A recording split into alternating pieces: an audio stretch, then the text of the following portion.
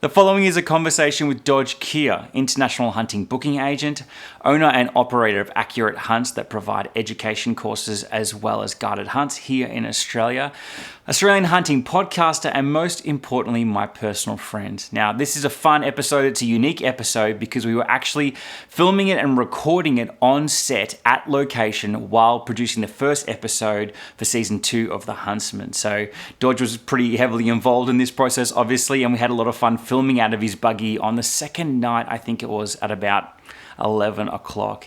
We cover a whole bunch of different topics. We talk about hunting podcasts in Australia. We talk about what happened during the episode up until that point and some unique situations that kind of put a bit of tension on the crew when we were filming it. We talk about guided hunts in general and some of the complications around them. We talk about hunting education courses in Australia and some of the complications around it. It's a fantastic episode, and I encourage you to check it out. Also, if you do want to check out the first episode of season 2 from The Huntsman, that is live now. Check out the Huntsman YouTube channel if you want to check that out. And it's also a bonus episode that's exclusively available on the Huntsman YouTube channel, because you can also check out the main episode on Foxtel if you're interested. And finally, if you're interested in supporting this podcast, supporting me, and most importantly, supporting yourself and your hunting journey, I encourage you to check out the Australian Hunters Club. I'm a member of the club. Dodge is actually a member of the club. It's a fantastic way to meet other hunters, to go on the draw to win professionally guided hunts every single month. Dodge actually gives one of these hunts away. It's definitely worth being a member of the club. You can learn more at australianhunters.com.au. Without further ado, on to the conversation with Dodge. I hunt animals in the pursuit of life. Life lived and life taken. I believe it's through this dance with nature and the wild places that we truly live, connect, and grow. I'm Chris Waters, the Huntsman, and these are my stories. We're here at Accurate Hunts HQ. Yes, we are. Which is out in the central west of New South Wales. And I'm hosting Chris as part of his Huntsman Season 2. We are recording an episode. The first episode. Which is pretty exciting. It is, yeah. Because it's quite new and we're trying to figure out how we do it. It's a journey. It is definitely. Today has been a journey, which I'm sure we'll probably talk about it. Yeah, talk about it now. Well, I actually thought, so a few times now in these last couple of days, you've mentioned that no one asked you questions. No. And even our last podcast that we did was it was like quite, at least on my podcast, The Huntsman. Yeah. It was quite themed. We didn't really have anything to do with you and your personal life. And so I'm happy to ask you questions. You get 2. Don't you want more? Well, maybe. It costs you 2. No, it's just tricky going from, podcasting traditionally with a co-host and then podcasting by myself. How have you found that? Really enjoyable. Yeah? Yeah. Do you enjoy, maybe it's not an enjoy more or enjoy less, but I'm sure it's just very different. Well, I do enjoy controlling things and doing things myself my own way. Yeah. So that's nice just to have, you don't have to ask questions. So I work for myself outside of hunting and everything. Yep. I run my own business. I won't waste a question on that. I know you do. Don't burn it. Keep it up your sleeve. But it's enjoyable to, I don't want to do one tonight, but I want to do 3 tomorrow. Or yeah, and you can. I really like that guest, so I don't have to ask someone, what do you think about that? I organise it. You're not as cheeky though. No. I think people miss the cheek. Yeah, well, you were very cheeky in your last podcast. I mean, some would say too cheeky. Yeah, well, you would say.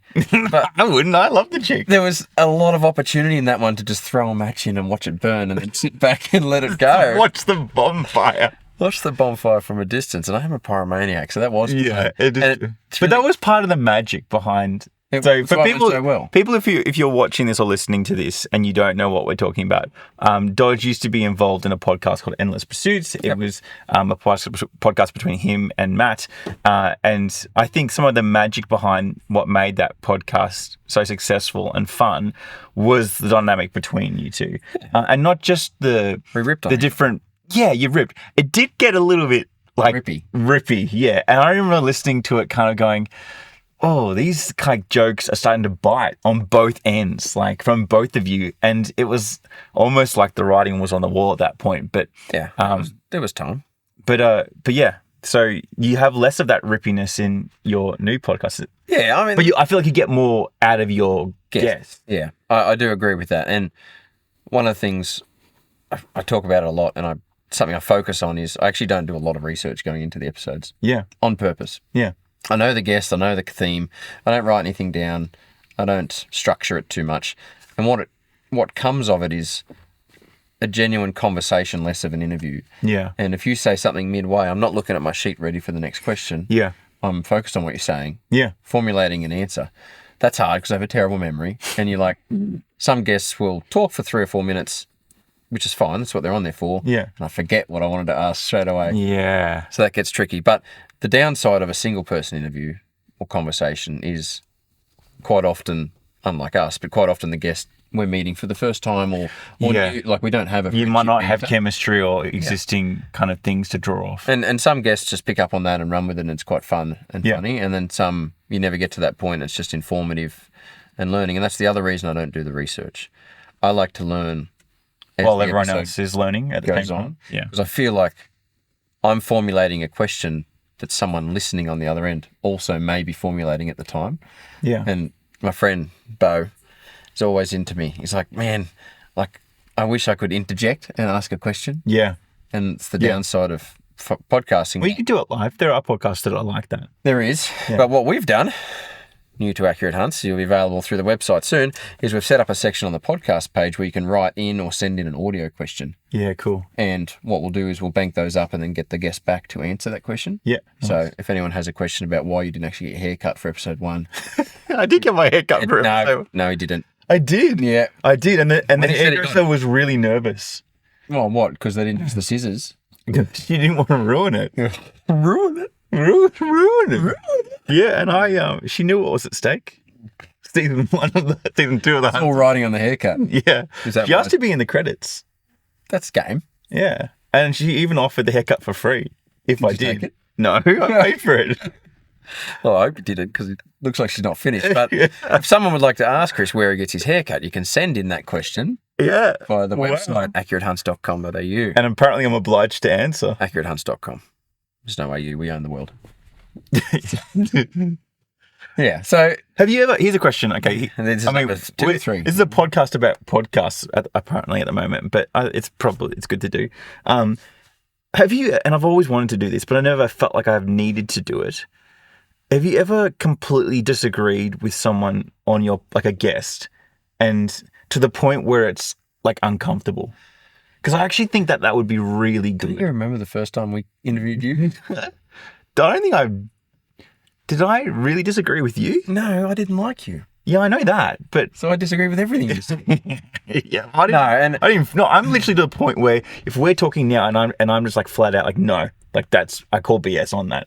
Like you're virtue signaling or what, I can literally call you out, which would be incredibly rude. But like have you ever wanted to do that? No, and I don't know. It depends on the guests and how far you are into it. But at the moment, I'm getting guests on that are interesting and that I want to learn from. And quite often I know what that is that I want to learn from them.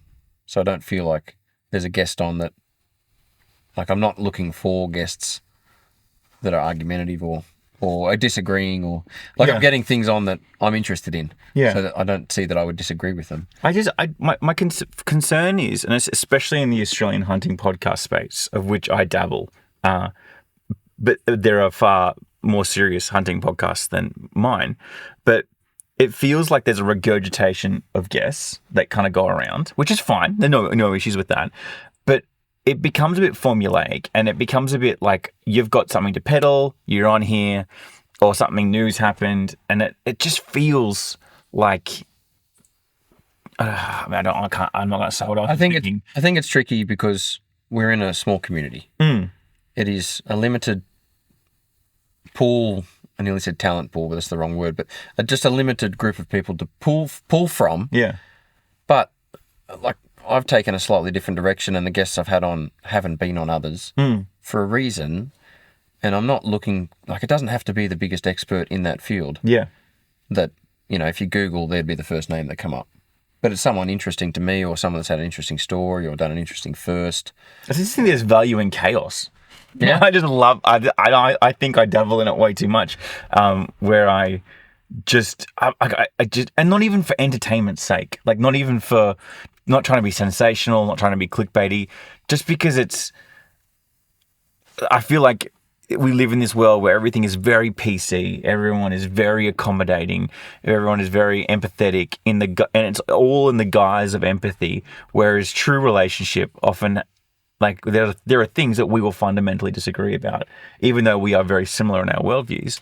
And that's the fun territory to explore when you have trust. Yeah. When you have friendship. I don't know if I'd push down that avenue. Like if there's someone on that there was something about their life that I knew I didn't agree on, I wouldn't bring it up. Yeah. And if it came up, I don't know if I'd pull them up. Yeah. Just, okay, that's your belief. Yeah. And leave it there. Interesting. Talking about chaos, we're sitting out here I'm not going where you think I'm going. We're sitting out here in a buggy. This is the Accurate Hunts Ultimate Hunting Buggy. UHB Ultimate Hunting Buggy. And we are surrounded with 1, 2, 3, 4 lights because it's currently about 10:30 at night. Yeah. And 4,000 bugs. Yeah. So if you see us flicking and flapping and whatnot, if you can hear, crickets in the background. it's not the crowd being bored at what we're We're literally sitting in a buggy. in the middle of nowhere. It's a cool idea. We've moved away from camp just because there's stuff going back on at camp. Yeah. A bit of skinning and butchering things because it was a successful day. It was. So depending on when this goes to air, whether your episode has come out or not. I think it will have. If you're interested, can I do a plug? Go. Sure. If you're interested in watching season 2 of The Cost you a Huntsman. sponsor. Can I go into credits? You can, sure. You can check out Foxtel Aurora the last Thursday of every month at 8 p.m. Or you can watch it concurrently on the Huntsman YouTube channel. It's exciting. It's very exciting. If we pull it off. Nerve-wracking. Extremely, as you can tell from today. Yeah, I can. What happened today? Today, We're going to start yesterday. So today's day 2. We're on the evening. we're on the evening. I feel like I have shot the worst I've ever shot in my life. I concur. Yeah. And I'm not one to hide those emotions. And initially, here's some backstory that might give. I really dislike sighting in rifles. It's my least favorite thing to do. Seems somewhat necessary though. Correct. But I consider myself a hunter, not a shooter, and I understand that being a rifle hunter requires a certain level of shooting experience, shooting wisdom, shooting knowledge, shooting technical know-how. All that. I get it. So I don't fight it, but there's something about the sighting in process that just really irks me. And I think it's because I'm spending money on doing something that I don't really want to do, even though I know I have to. So I actually spent a fair bit of time. I got new ammunition for the rifle, got rid of the cheaper stuff that I was using. Seiko 170 grain. Powerhead, speed blades, which I'm liking. And I got a sled. Go really well whistling past animals. They do. I got a sled, and I got a different base, and I completely changed the way that I was doing sighting in, and I actually enjoyed it. But I was getting great groupings. Everything was great, and so I put time in and got this gun shooting fantastic. Partly because I knew that the stakes were higher when we're filming a hunting TV show. And then to come out on the first day and just perform terribly is really hard. It's at the risk of getting emotional, really hard. And it's not even that I feel a lot of pressure. But there is welling up in your throat there. No, it's just welling up. It's hard when you take something beyond your own needs and requirements and you shoulder the needs and requirements of other people and the financial requirements. I'm talking about show and obligations you have to sponsors and things like that. And the sponsors that we have for season 2 are all fantastic. In fact, they're not like they're people at the end of the day who have families and businesses, and some of those businesses are bigger than others, and they understand. But you still want to do really well. You still want to put on a great show.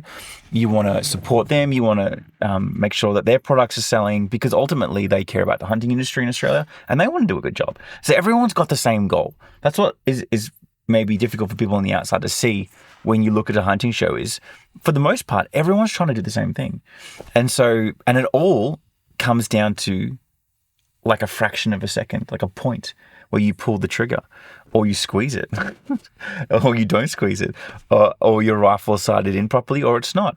And the last day and a half, I've shot terribly, and it's been really hard to deal with that. And you're watching your timer tick down of the time that you have left, and the mornings you have left, and the evenings you have left, and throughout the day you have left. And then you're also thinking about all the other stuff you have to film, and it's a lot of pressure. And today I kind of reached an emotional melting pot, which I haven't actually ever done in hunting. Yeah, that's what happened today. Yeah, and coupled by the fact that you were mentioning that there's no banter and things, there was lots today. Yeah. And yesterday. Correct. And I'm not one to hide my emotions too much. I appreciate and that. There was a lot of disappointment from me. Not disappointment in you specifically, but my job as a guide is to host. Yeah. Provide opportunities. And provide opportunities. And then if the opportunity is lost, whether it be through miss or blown stalk or whatever happens, to me that was therefore unsuccessful. And it's like, oh, right, we've got to go again. And, deer don't present opportunities willy-nilly like goats do. Correct. And that's the focus of this trip, is to try and nab some deer. There's lots of goats here. I don't have to worry about that. There's lots. Yeah. But the deer, not in huge numbers at the moment. And we've had a few opportunities, and some have come okay and some haven't. So, yeah. You have to watch to find out what happens. We don't even know what's going to happen. Well, we've still got 2 days, or day and a half. They've got a day and a half left. So we're halfway. And as Jessere, the cameraman, would say, shows need to go like this. But at the moment, we're like, easingly. If you're watching, or you've just watched episode 1 of season 2, and you're like, man, they milked that drama. Man, they just it's like, no, not at all. Very, very real. That story arc is very real. Gets left on the editing floor. Yeah, 100%. How much of my grief I gave you. Yeah. I mean, missing. It's a tricky thing. I don't actually shoot that often anymore because I'm with people. Yeah. Hosting people that are shooting. Yeah. So their misses is my miss. Yeah. And it's the same, but I look at it a little bit that if you're not missing, sorry, I'm getting smashed by bugs and mozzies, but if you're not missing, you're probably not shooting enough because everyone misses. Correct, yeah. And just you've saved those up for this trip. It's hard when you shoot so well for an extended period of time, and then you kind of feel untouchable, right? And you don't put the thought in to that you might have otherwise put into making sure you're ticking all your boxes and dotting all your I's and crossing all your T's. And that's what makes it hurt even more. Like that, when you're doing really good, you're shooting really good, and you're shooting well under pressure. Like, it's hard to describe to people how difficult it is to have to have all the pressure of a show and a cameraman and all this different stuff, and then to deliver that thing that is going to make the episode pop and do well. Why do it then? Because it's things that are harder worth doing, and communicating issues like this, or not issues, but realities is important. And because I don't feel that there has been enough content like this there's been certainly content in Australia about hunting, and there's some great hunting shows, existing hunting shows, fantastic. And I'm not saying that what we're doing is better, but I think but I want to try and make it better. And not even just to be like, wow, this is better. It's just because our industry, our culture, our community, I want it to be better. And I think shows like this push the boundary forward, and can represent our community in ways that individuals can't, or lobbying groups can't. And I just think they can have an impact. And so I want to do the best thing, and that's hard. Why TV? Why a show? Why a show? There's other ways to do that. There are other ways to do that. I mean, why a podcast? Why social media? Why any of these things? Humans. Well, so I had Robbie from Blood Origins on the other week. Yeah. And he said when he first started, he's like, man, I want to be on TV. I want to have a TV show. And then he realised everyone was doing it. And this is America. It's a little bit different. Not everyone's doing it here. A lot of differences. Yeah. But that's what I mean. Like, why TV? Why TV? Like, what do you want to get out of it? Do you mean why TV or why YouTube or why video? What's the question? Because they're different questions. Yeah. Why TV? So last season you just did YouTube? Yep. Do you think it's to reach a wider audience or? So part of it's a wider audience. Part of it is just a personal challenge, but part of it's also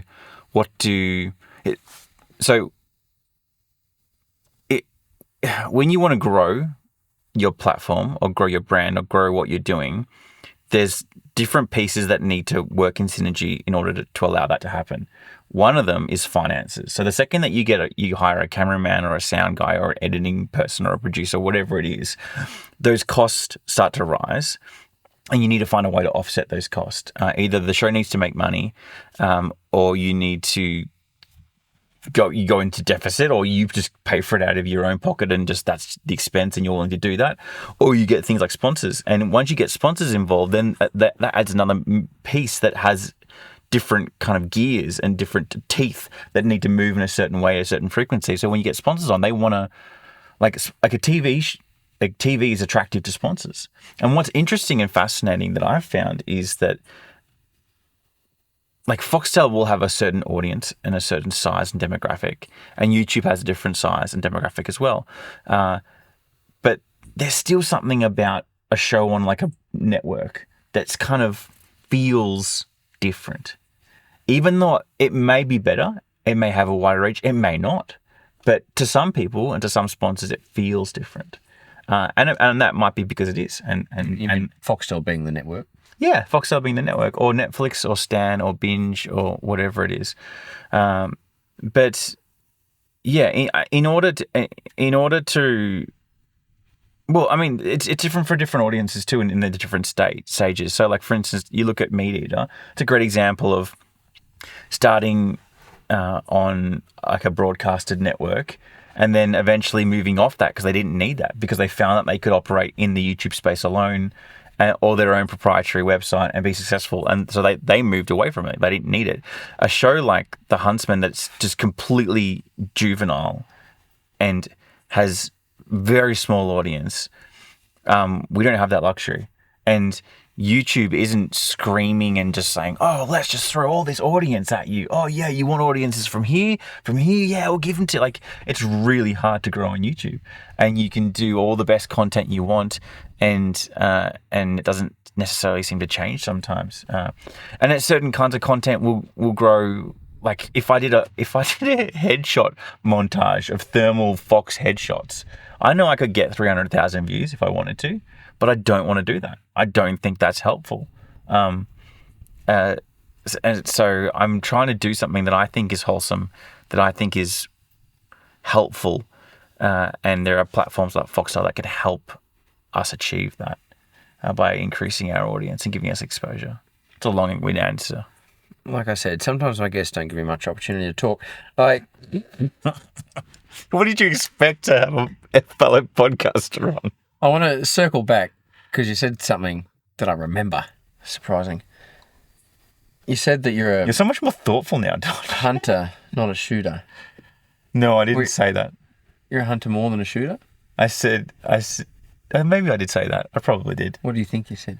What do you feel you want to say in that? I hunter first, shoot a second. I shoot because it facilitates the hunting. So I'm a rifle hunter because it facilitates. I started off shooting and progressed into hunting. Yeah. And I've said it 3,000 times that the stages of being a hunter, and it starts with being a shooter. Now, there's a friend of mine who is heavily in the hunting scene, does amazingly well, highly successful, wasn't a shooter. And he went away recently and some shots presented that were quick or a little bit uneasy, a bit uncomfortable, longer range, and personal pressure on himself probably, but he told me that he didn't do well in those situations. And I've found that, like, when I travel, I generally would say to people, Australians are better shooters and hunters than overseas clients because we do a lot more shooting. Sure. From the vehicle, moving animals, rabbits, foxes, things like that, smaller targets, random distances. Yeah. And I feel like if you miss that, you miss a lot of fundamentals of hunting and shooting, of shooting. Yeah. And then you move into the hunting stage, and if you've skipped that, well, then you might be working out how to find animals and things, but you're missing a lot of the key entry-level things. Sure. Yeah, that makes a lot of sense. Shooting from any rest you've got, tree, no tree, long grass, backpack. Yeah. Things like that. Like as a shooter, I'm at the range. I was at the range initially or whatnot. And you do those things. Some ranges you can, some ranges you can't.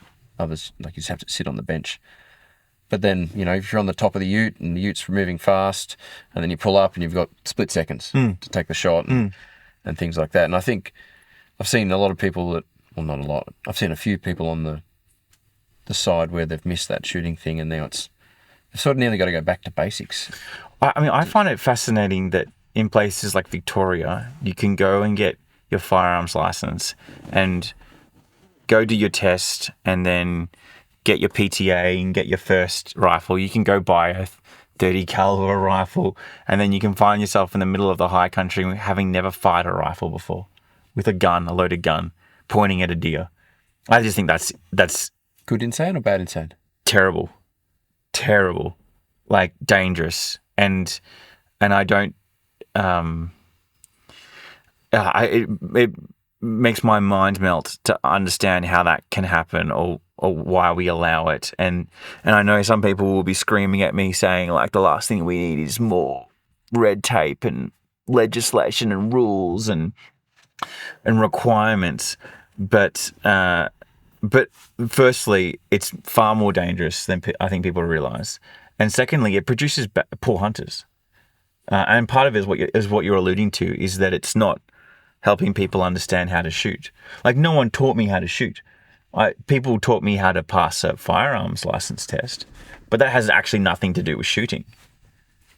It has everything to do with firearm safety, firearm storage, but not using laws around firearms. But it has nothing to do with actually learning how to fire a firearm successfully and achieve a goal of whatever it is, hitting a target, hitting a deer, whatever. I just find that absolutely fascinating. I want to draw parallels between that and sort of getting your car license. Correct. Where to get your license, you need to go and do a test on a computer for your L's, and then you drive with your parents. Mm-hmm. It's in New South Wales. I'm not sure how it applies otherwise, but you sort of, like I grew up driving on the farm, so that stuff sort of happened easily. But for those in the city, I think like their first opportunity actually driving a vehicle was on a main road or something. Although they've got their parents with them, or guardian, whatever, they've got someone with them. And then in a firearm situation, you're suggesting a situation where that hasn't happened. And that didn't happen to me. I had someone take me under their wing, Rod, and good family friend of mine, and taught me the basics of safety and how to shoot, shooting cans, targets, moving your way up to animals. But that doesn't happen for everyone. And I think this whole COVID thing happened, and then there was a huge push of our licensed hunters, and that grew, but the basic part got skipped. Well, this is a concern that I have in general about the hunting community and why I'm such a huge advocate for clubs in general, is we're in society in general, we're seeing the breakdown of communities. I just got bitten on the bum by a bug. Did it hurt? No, did it feel good? No, not good. But so we're seeing the breakdown of communities, and when you break down communities, you're breaking down some of the core fabric of society and the way that we learn, the way that we're accountable, the way that we grow. And so people have to find alternative avenues to fill that gap in some situations where it's necessary. And it could be reading a book, it could be reading a magazine or like watching a YouTube clip or whatever. But there are some things that just shouldn't be given over to that territory, like learning how to fire a firearm. Like, if you're wanting to learn how to fire a firearm, don't go watch a bunch of YouTube videos. Well, let me rephrase that. Don't only do that. Go find someone. Go to a range. Like, what's something that they might be able to do? Oh, like what's something a beginner hunter could probably do to? I don't know. Learn a little bit. I don't know. What, do you know anything? I do know some things. I thought you might want to bring it up. You could join a hunting club. That's not what I was referencing. It's not all about you, Chris. Like, did you just set me up? Oh, no. It's a good plug for Accurate Hunts. Oh, well, no. That's a great point. Okay, you were thinking selfishly, and I was thinking selfishly. How good's that?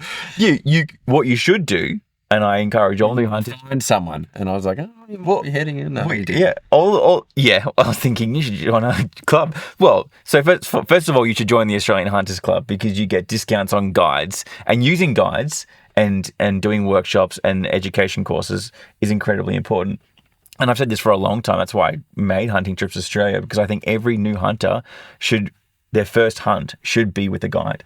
And I think that you can shave years off your hunting journey, progression by spending a day or two with a guide.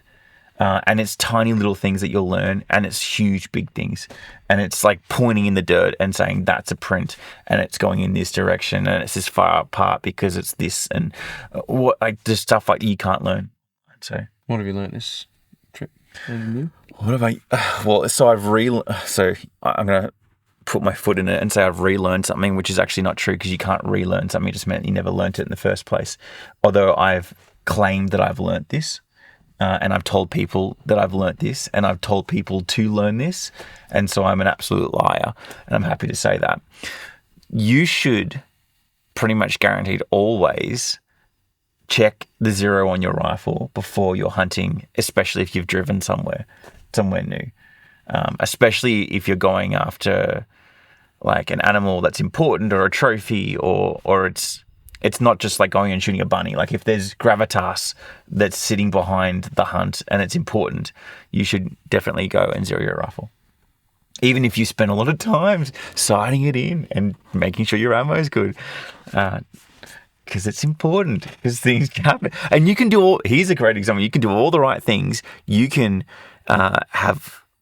spend all that time sighting it in. You can make sure you've got great rings on your rifle holding your scope on. You can put it in a hunting bag, in a soft shell case that's in a hard case, that like all that stuff, and it can still get knocked out by 2 inches, which at 100, which at 300, like that's a lot. That's a miss. That's a clean miss in some situations. A bug in my ear. Yeah, and that's important. What have you learned on this trip? To remember, that podcasting at night with lights is tricky. Dodge had this fantasy. He was like, wouldn't it be so cool if we did this? And now he's just like, regretting it. It might not make full time on this one. Getting smashed on the neck. Could do a half-hour podcast. We'll come back tomorrow in daylight hours. I've been reminded, I haven't done the filming side of it for a little while. Like I've done a lot of hunts in the last few years where it was clients or friends or whatnot, but not the cameraman. And I forget what it's like carrying those extra people around. And so quite often shots present quickly. Mm-hmm. That doesn't work for filming. Right. So today, for example, we were in some really thick, I say thick, it's a really cool part of the property where it's very thick timber, but it's very visible. There's no undergrowth. It's just trunks and then canopy. You got corridors to shoot through, but they're slim corridors. Yeah, fleeting glimpses of animals and things. And the ground has 6 inches of crunchy leaf cover. Yeah. I've had a bit of rain up here in the last 2 weeks, but this last week has been quite warm. It's still cornflakes. Everything's really loud. And 4 of us walking through there is loud. Yeah. And we had the wind in our favour and we were still just seeing things running. Yeah. And these guys, there came a point where we were like, righto, it's the heat of the day. It was like 1:30 or something. Yeah. They pulled me up. They're like, we think that we should probably change our game plan and maybe... And I was like, look, okay, I had a goal, like I wanted to get to a certain point. We weren't there yet. And Dodge likes his goals. And I do like to achieve a goal. And I was like, yeah, like that's a bit, can't we just stay and shoot those deer over there? Yeah, you just and thought we were like on camera and I just happened to glance across and someone asked me a couple of courses ago, you told us to use our binoculars, but you don't use yours very often. And I don't, in that situation, it's situational, in that tight cover with little glimpses, I'm looking for inconsistency. Yeah, you're better off to find the initial point of data from like a flick of an ear. Or and that's what this was, exactly what this was. I literally saw, and it looked to me like, you think of a woody woodpecker hanging off the side of a tree, pecking at the tree. So I could see a tree and I could see this thing on the side of it moving. Like consistently. I was like, it just flagged my attention as inconsistent with nature. Yeah. And if it was woody woodpecker, I would have wanted to look at it. So anyway, why can't we go and shoot those 3 deer there? But you know what's interesting, and I'm not just saying this to save face, but literally like a minute or two before that, as we were having this conversation, I saw what I thought was a flick of a bird. And you're like, oh, movement, and your eyes are immediately drawn to it. And I was like, that's just a flick of a bird. And I didn't, because I was having a conversation, I didn't bother looking up, and I just put it out of my mind. But that was like the flick of an ear. Yeah. It was like the white of the inside of the doe's ear. And that's what it looks like, flicking. A magpie or something flicking through. Just like a little bird, like a little finch or a little sparrow or something. Just go, and then, confirmation with binos. But we were just lucky at that point. We had strong wind in our face. They were only 114 or something. Yeah. But they were across a little gully. It was quite windy, so there was a lot of noise between us and them. Yeah. So we were lucky, and you'll have to watch the episode to see what happens. Yeah. That one might make the editing floor. Look, it might not. We'll see. This is what's tricky about content in general. Well, I actually thought you've got a 24-minute show, and you need to run a story that has an arc, and you've got a lot of content, and a lot of it doesn't make it in general. But then also, you can overstimulate people. You can take people on too many emotional roller coasters. What you're missing. Yeah, I'm not trying to overstimulate people. When you say arc, you mean that arc. One arc. Like that. You don't want to go that. You don't want your show to dive off at the end. Yeah, exactly. You want it to be on the rise. That shot was not on the rise. It was definitely on the bottom of the arc. But it was, anyway, it was a good reminder to me. I nearly need to guide and hunt a little bit differently with you guys. You know what's really fascinating, interesting that you say that. I knew that you would be like this, in that you would have that presence of mind and realization, because when we've hunted with other people in the past, they're just in guide mode, and they're like, I'm just guiding, and you're like, and often a guide will take control because that's their job, and they want to take control, and they need to take control, for varying degrees, depending on who the client is and what they're doing. But it's like, that's not what we need. We don't need you to control. In fact, we need to control it to some degree. We need to tell you when to slow down. We need to tell you when we need to do a shot from here, or when we need to explain something, or whatever it is. What we need you to do is like give us the best opportunity to get on an animal. And there's been times in the past where a guide has pretty much dictated the whole episode because we were only in we were during season 1 last year. We didn't know really what we were doing, and to be honest, even Jess Ferrer's only been towards the end of the cameraman towards the end of that season. There were times where it was just me, and I just didn't feel confident enough to take the reins, and because guides are so confident, because they have to be. They have to get you on. They have to do something very, very difficult and get you onto an animal. And it's very difficult when you've got 4 people crunching through the bush. It is. It's noisy. But I don't know, I have a bit of understanding of those things, and I can see, like, if something's going to present and I'm going to tell you something, I'll say, yeah, I'm going to tell him we're going to do this. Yeah. And then that's what you see on film. So it is, we're not repeating stuff. We're not making scenes up. No. All I'm doing is saying, cameraman, I need you here to... In fact, some of what we are consciously trying to do... Huh? You hear that noise? Something that we're consciously trying to do in this season is try and actually break that third wall down even more, and just be like, we're making a show. People know we're making a show. We're not going to hide the fact that we're making a show, because you can very much film it in such a way. And like, for instance, Meat Eater would be an example of this, where if you become so deep, you can get to the point where you're so deeply engaged in the hunt that you feel like you're just a person in the hunt and there's no cameras. And that's great, but there's a lot of work that's required, a lot of a lot of recreating, a lot of angling, I'm going to say positioning, to make sure that you can feel that way. Can you ever watch TV again the same? Me, no. not at all. I can't listen to music the same as well. I mean, I have a background in audio engineering as well, and whenever I hear music, I hear the components. I hear different instruments. I hear how they're mixed, how they panned. I hear EQing. I hear the little interesting effects. So there's different theories of music. I don't hear music. I hear none of that. You just hear. That's not what I hear. I love music. It's in the background. Don't ask me what I listen to because I don't care. As long as there's something in the background. Mainly Taylor Swift. No, but I don't pick up on those things in the background. I remember like doing the previous podcast where Matt would, he was the same. He would pick up on things and edit them out, and I was like, "Oh, did you need to?" He's like, "Yeah, you can really hear it." And I was like, No one with the untrained ear couldn't. Yeah. But the audio quality was great. What was produced, so yeah. No, I don't know what else I've learnt. I've probably learnt that. No, I can't bag you out yet. Yes, you can. No. Go on. No, hiding emotions is tricky. Hiding? Are you hiding your emotions? Yeah. Yeah. Frustration and Yeah, being visibly disappointed that you missed stuff. What's interesting as well is there's this weird, and I think all humans do this, but especially in a high pressure situation, is I'm trying to like regulate you're doing the same, regulating your emotions for a number of different reasons. Partly because you need to regulate your emotions as a human being to be stable and productive and all that kind of thing. But also part of it's like, I don't want to come across as a sook, and I don't want them to see me as a sook. Therefore, I'm going to manage my emotions in a certain way, even if I'm not being sooky. Part of it's like, I know Dodge is disappointed in me. I'm disappointed in me. And I can see that he's managing his emotions. Like, it's just so complicated and weird. And I wasn't doing very well at managing it.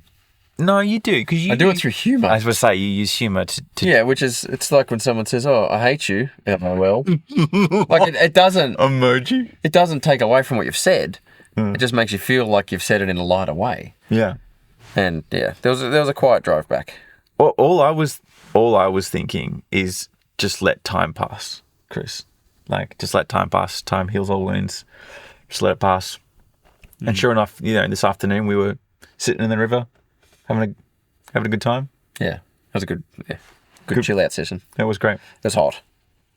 And then afterwards, all the boxes got ticked real quickly.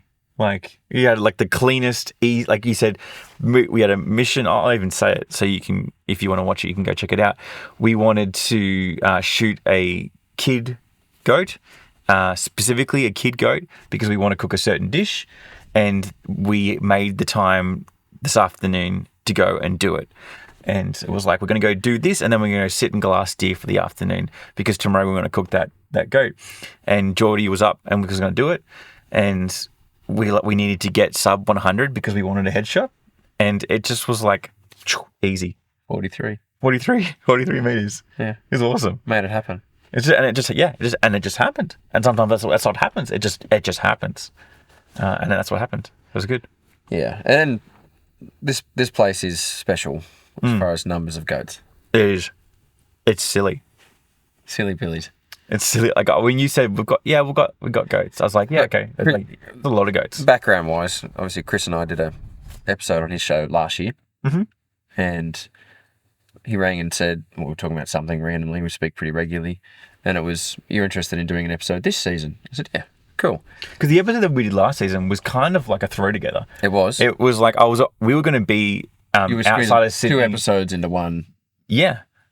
But not even really. Like, it was into one trip. It was interesting that we managed to get enough of the episode with you in it to make an episode, because we spent the majority of that trip with Alex hunting goats, and that was heaps of fun. And we allocated a day less. So I think we got to my place like 10:30, and it was probably 1:30 or like 1 o'clock or so by the time we got to the hunting area, and we were home before dark. Yeah, it was crazy.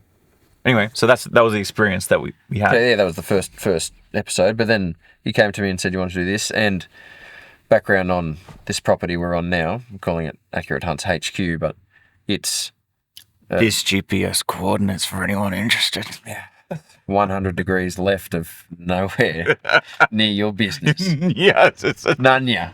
Nanya. Nanya. It's next to Nanya. It's next to Nanya National Park. I'll give you the address if you book a hunt out here. Yeah, you'll figure it out pretty quickly. But it's a magic place, and this place didn't come about by accident. It came about through years of doing accurate hunts the way we have, and then someone approached me and said, "Hey, we've got this. Are you interested in doing some guiding on it?" And I jumped at it, and now we have sole access, and we've locked up this property just for our own purposes. Yeah. And that just doesn't happen. Those situations don't happen, and it was too good to knock back, so we did it. Now, it's only a few hours from Sydney, which makes it great, but what makes it really good is its abundance of animals and extremely light hunting pressure. Correct. Because it's just us. Yeah. It's just me. And you've seen that today with just even the way the other animals react after a shot. It's like, oh, what was that? Yeah. Oh, there's some grass down here. Yeah. Yeah. Or other animals turn up that you didn't know were there. Yeah. Yeah. And it's got just gorgeous terrain, interesting terrain. It could be easy, it could be hard. Diverse terrain. Like what I've been conscious of as we've hunted these last 2 days is putting myself in the mindset of someone who's doing your course for the first time. And I've been thinking, and I think I even said to you on the first day, I'm like, geez, this is just like the best place to do a hunting course. Like if I was new to hunting and I wanted to learn and I knew all the things I know now, I'd be like, oh my goodness, this is awesome. Like I guess people probably have that experience, but. And the tricky part is trying to manage their expectations because they leave here and I need to explain to them what you've just experienced is not. It's pretty special, yeah. It's not the norm. Yeah. Like I've been doing this for, I don't know, 10 years, 12 years, 15, whatever. This is the most amount of goats I've seen on a property. And it's which is incredibly forgiving, right? That you can go and you can say the pressure is off, completely off if you're going to be taking an animal, and we can take so much time, it's ridiculous. We can set up and not do shots. And look, I actually think that is probably if I was to run a hunting course, one of the things that I would really specify right off the bat is you don't need to take let's set up for a shot. If you're not 100% confident, let's not do that shot. Sure. And I'd rather you do that 3 or 4 times, which can't happen when you're in like a state forest and you're seeing a deer fleeting. You've got to take that chance and learn the hard way.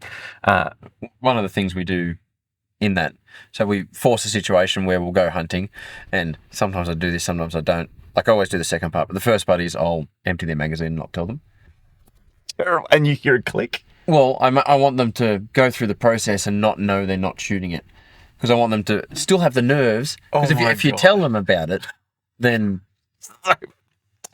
if you tell them about it, then they we're Where's just practicing. The bang? We're just... So the second part is we go through a process if I can't hide it. Sometimes you can't hide it.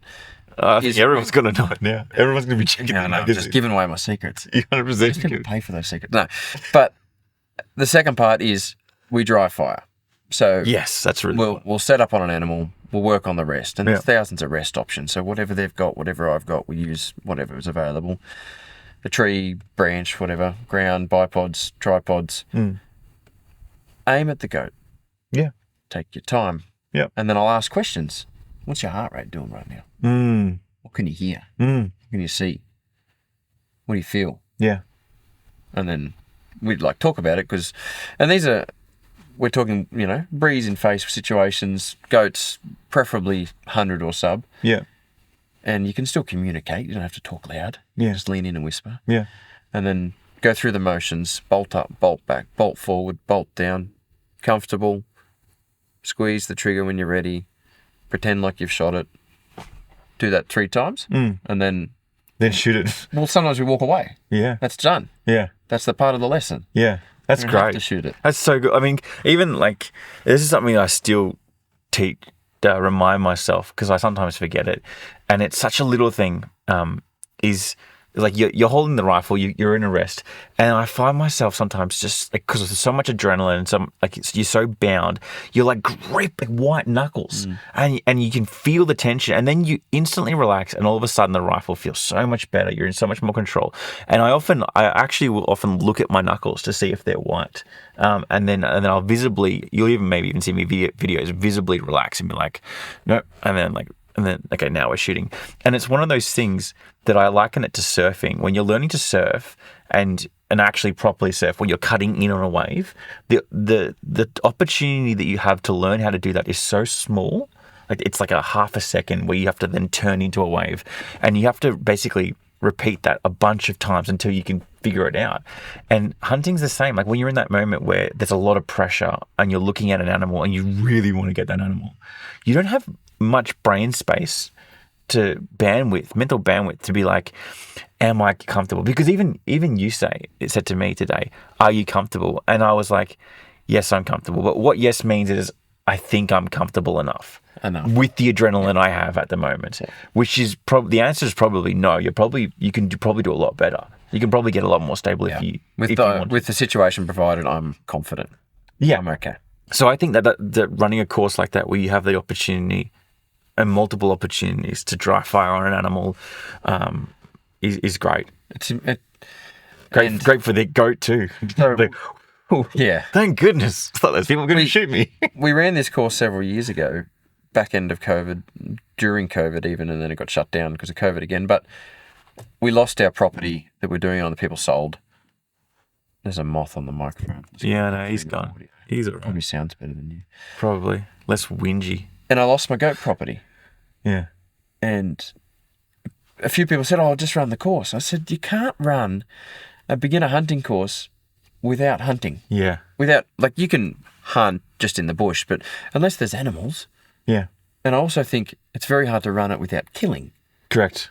And that's very hard to do. So I do. Without killing. There was some properties I had where there was hunting opportunities, but it was hunting. Like, you may go and not get anything. Yeah. You can't do that in an education course. Yeah. So what we actually did, we, not on this property, but our previous one, we went and shot a goat the night before the course. So we had one just in case it didn't go to plan the next day or bad weather. And then don't tell me that you set it up on a rock and you're like... Hey, it was in the pool room. It's one of it. Hey, there's a blind goat that's still standing there from this morning. We're going to shoot that cataract out of its face. But I forgot where I was going. I went on a blind goat conversation. Talking about the necessity of killing. Things have got to die for the education course. And we do two styles of courses. We do a group situation where the clients are quite often new. They don't have firearms licenses. They might want to try it and see if they like it and get their hands dirty. Well, they might have their firearms license but not be super confident and just want to learn. Yeah. And that's a group setting up to like 10 or 12 people. Yeah. And in that course, it's important to note that those people don't shoot.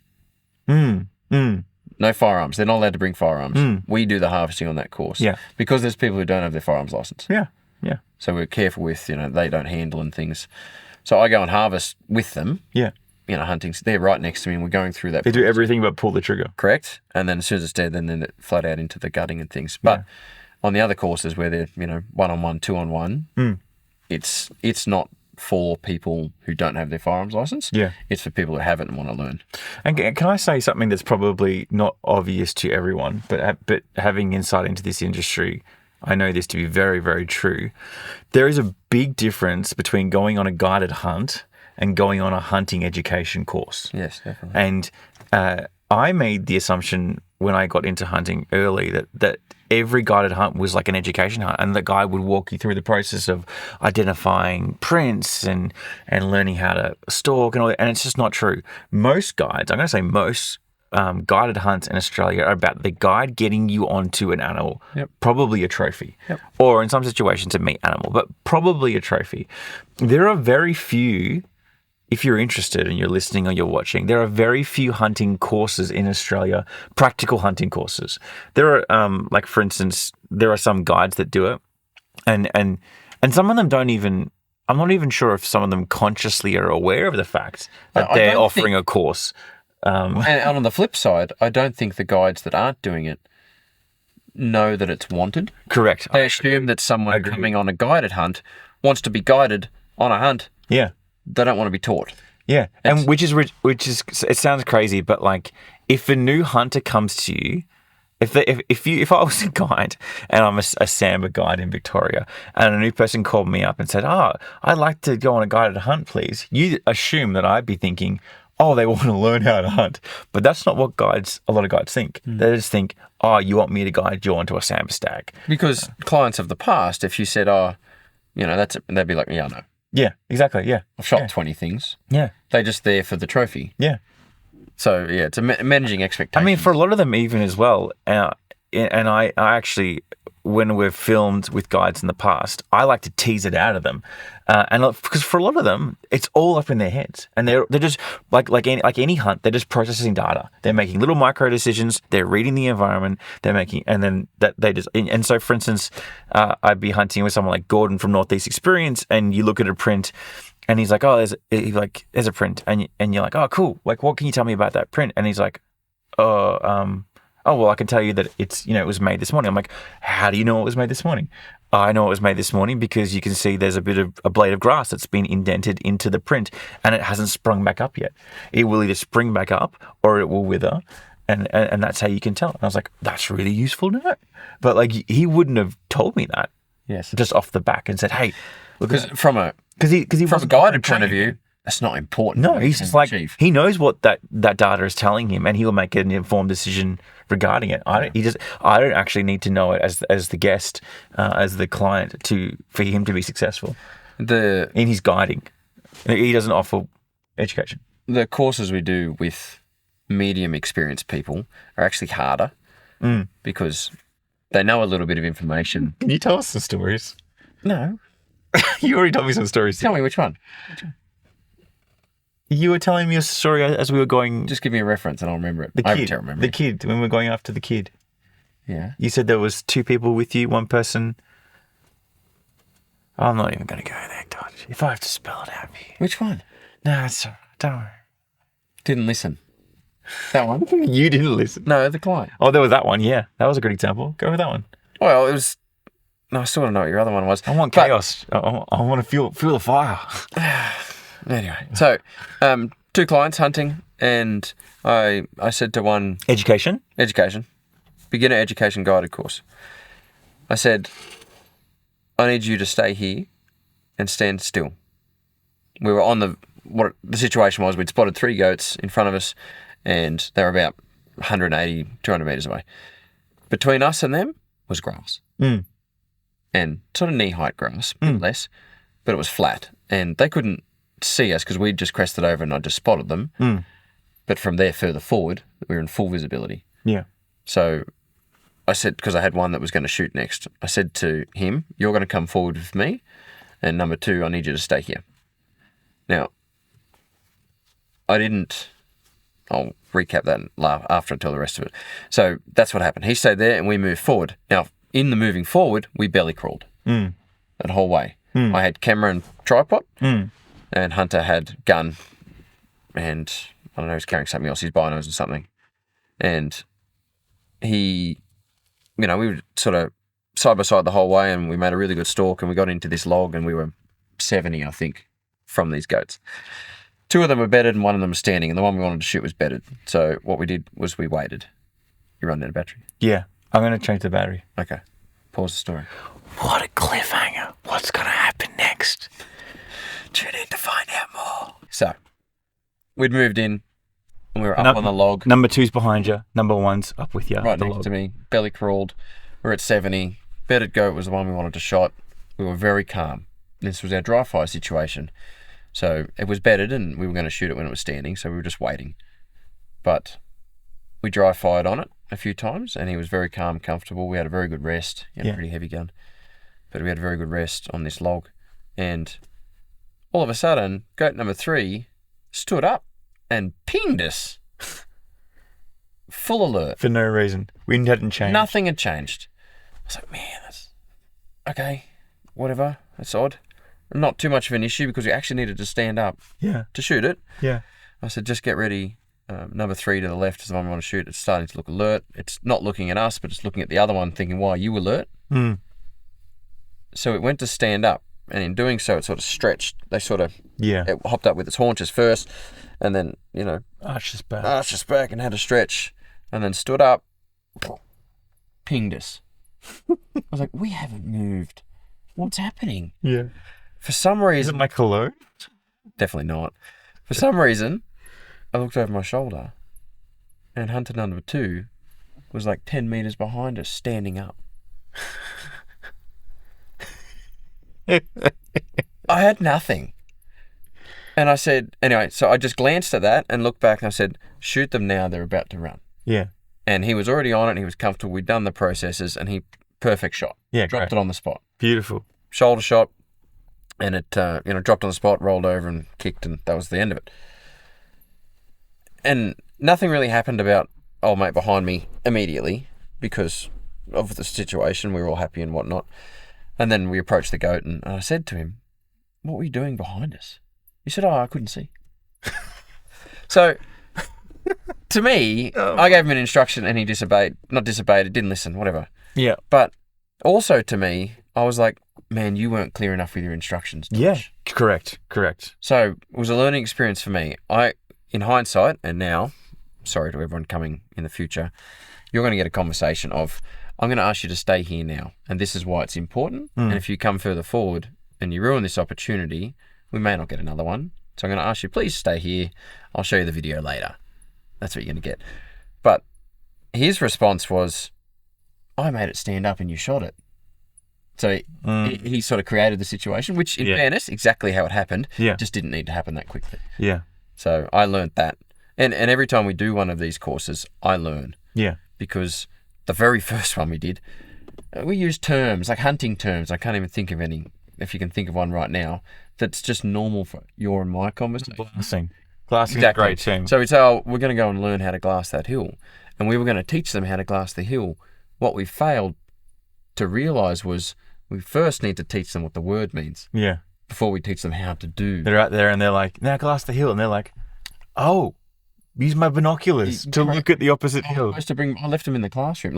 So every time we do a course, we learn, it reminds us to scale back the discussion, which in turn makes it longer. Yeah. Can stretch the course on. But it sharpens you. It does. It reminds you what you've forgotten. Where can people go if they want to book a hunt with you, a guided hunt or an education course? Inside scoop. Soon you'll be able to do it on Hunting Trips Australia. Yeah, huntingtrips.com.au. .com.au, because he doesn't own the world. But alternatively to that, accuratehunts.com, no AU, and we've got a pretty extensive website. You can also buy merchandise on there, because to support show, what do you say? What do I have to say?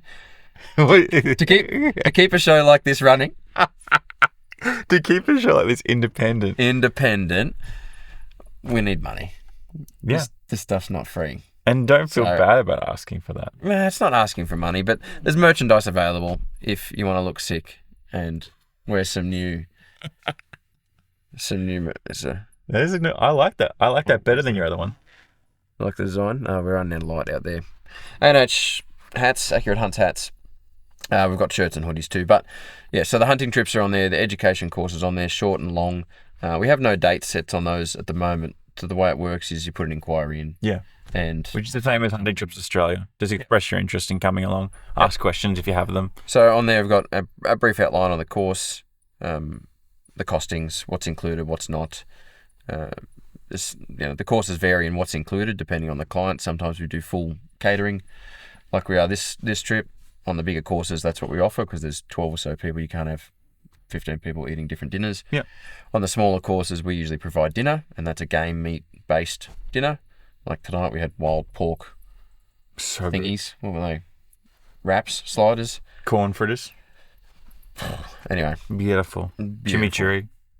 Slow-cooked wild pork shoulder. It was amazing. But, so on the smaller courses, the 2-on-1s, 1-on-1s, so we provide dinner, and then the clients provide their own lunch and snacks and things. Yeah. It's a bit hard to just cater for 2 people. Well worth it. If you're interested, go check out the websites that I'll put links below if you're watching this or listening to this on the Huntsman. But you could also be watching this or listening to this on That's right. It's a joint podcast. Yeah. So you're going to get both. Yeah, saturated. Both benefits. And so that's my conversation with Dodge. I hope that you enjoyed it. If you are interested in finding out what happened during that hunt, it is quite a good episode. I encourage you to check it out. That's season 2, episode 1 of The Huntsman, available on the Huntsman YouTube channel. And there's also a bonus episode exclusively available on the YouTube episode that kind of carries on from that hunt as well. So you've got a bit of content you can check out if you're interested in doing so.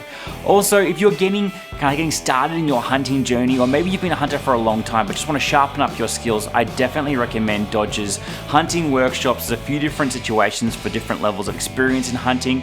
Definitely worth checking out. I will drop a link below where you can learn about his hunting workshops as well as the guided hunts that he offers. He's fantastic. He's a fantastic guide. He's a great person, and he's well worth connecting with if you want to grow as a hunter. Otherwise, happy hunting.